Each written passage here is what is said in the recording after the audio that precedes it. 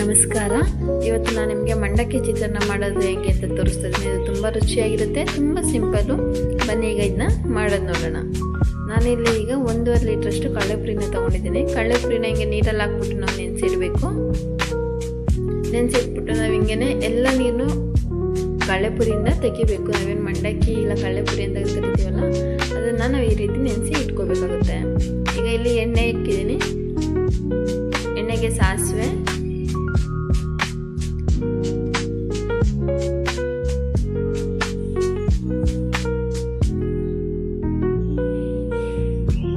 ಕಡಲೆಬೇಳೆ,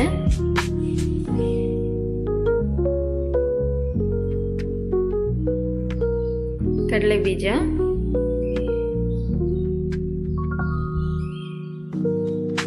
ಒಣಮೆಣಸಿನ್ಕಾಯಿ.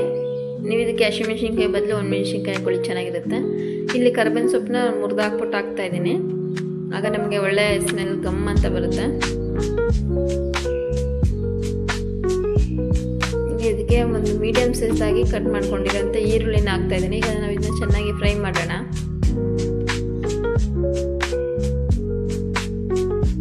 ಈಗ ಇಲ್ಲಿ ಒಂದು ಸ್ವಲ್ಪ ಚಿಟಿಕೆಯಷ್ಟು ಅರಿಶಿನ ಪುಡಿ ಹಾಕುತ್ತಾ ಇದ್ದೀನಿ.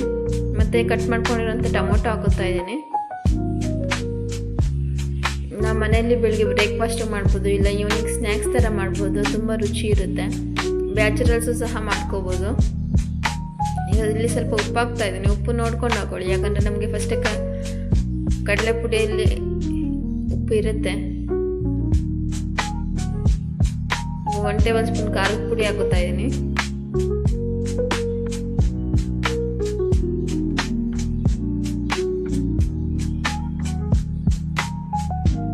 ನೋಡ್ಬೋದು ಈಗ ಎಲ್ಲ ಚೆನ್ನಾಗಾಗಿದೆ. ಈಗ ಫ್ಲೇಮ್ ಆಫ್ ಮಾಡ್ಕೊಂಡಿದ್ದೀನಿ. ಇಲ್ಲಿ ನಾನೊಂದು ಹಾಫ್ ನಿಂಬೆಹಣ್ಣ ಜ್ಯೂಸನ್ನ ತೆಗ್ದಿಲ್ಲಿ ನೀವು ಹಾಕೋತಾ ಇದ್ದೀನಿ. ಮತ್ತು ಕೊತ್ತಂಬರಿ ಸೊಪ್ಪು ಹಾಕೋತಾ ಇದ್ದೀನಿ. ಇವೆರಡು ನಮಗೆ ಗ್ಯಾಸ್ನ ಆಫ್ ಮಾಡಾದ್ಮೇಲೆ ಹಾಕೋಬೇಕು.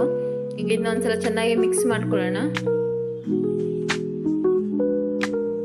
ಈಗೇನು ನಾವು ಆವಾಗಲೇ ನೆನೆಸಿಟ್ಕೊಂಡಿದ್ವಂಥ ಕಡಲೆ ಪುರಿನ ಇವಾಗ ಇದಕ್ಕೆ ಹಾಕಿ ಚೆನ್ನಾಗಿ ಮಿಕ್ಸ್ ಮಾಡೋಣ.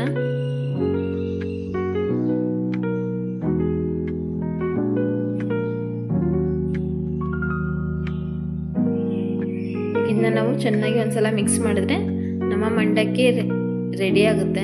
ಈ ರೆಸಿಪಿ ತುಂಬ ಈಸಿ. ನಿಮಗೆ ಇಷ್ಟ ಆಗಿದ್ದರೆ ನನ್ನ ಚಾನಲ್ಗೆ ಲೈಕ್ ಮಾಡಿ, ಸಪೋರ್ಟ್ ಮಾಡಿ, ಸಬ್ಸ್ಕ್ರೈಬ್ ಮಾಡಿ.